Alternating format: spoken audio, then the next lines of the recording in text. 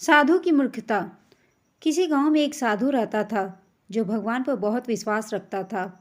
एक दिन वह साधु पेड़ के नीचे बैठा था और भगवान को याद कर रहा था कि अचानक वहां बाढ़ आ गई। चारों तरफ पानी ही पानी होने लगा। सब लोग अपने आप को बचाने के लिए ऊपर पहाड़ की तरफ भागने लगे। उनमें से एक आदमी ने साधु को देखा कि साधु इस हालत में भी भगवान की तपस्या कर रहे हैं। वह सोचा कि ये अपने आप को बचाने के लिए कहीं क्यों नहीं जा रहे हैं। उसने साधु से बोला, अरे आप कहीं क्यों नहीं जा रहे हैं? आप भी हमारे साथ ऊपर पहाड़ की तरफ चलो, नहीं तो डूब जाओगे। साधु बोले, अरे हमें क्या होगा?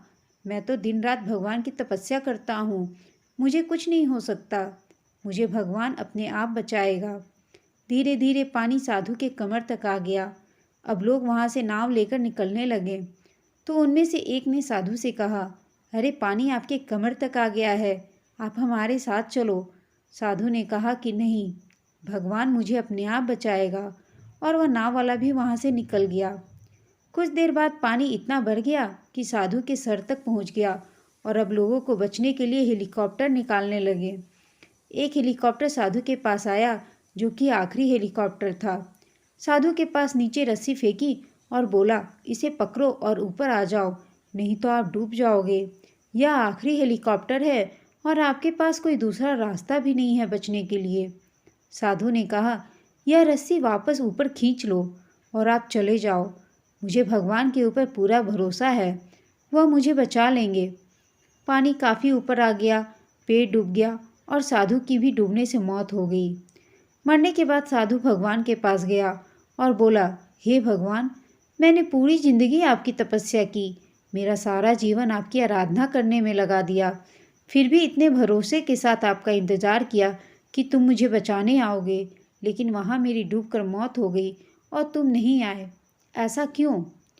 भगवान बोले, मूर्ख इंसान, एक नहीं 3 बार आया था। वो तीनों बार मैं ही तो था। पहला पैदल, दूसरा नाव के द्वारा और तीसरा हेलीकॉप्टर के द्वारा। लेकिन तुमने मेरा एक भी अवसर पहचाना नहीं। पता नहीं किसका इंतज़ार कर रहे थे तुम।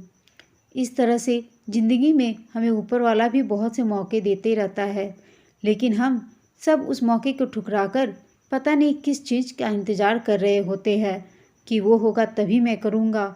और इस बात पर अड़े रहने से एक वक्त के बाद वो मौका भी हाथ से निकल जाता है और हम कुछ नहीं कर पाते हैं। तो किसी भी अच्छे समय का इंतज़ार मत करो। जो भी करना है आज से शुरू कर दो और उस काम को पूरे मन से और लगन से करो, तो सफलता ज़रूर तुम्हें मिलेगी। दोस्तों, यह छोटी सी कहानी आपको कैसी लगी हमें कमेंट करके बताइएगा। साथ ही कहानी अच्छी लगी हो तो इसे लाइक, शेयर और चैनल को सब्सक्राइब अवश्य कर दीजिएगा। कहानी सुनने के लिए आप सबका धन्यवाद।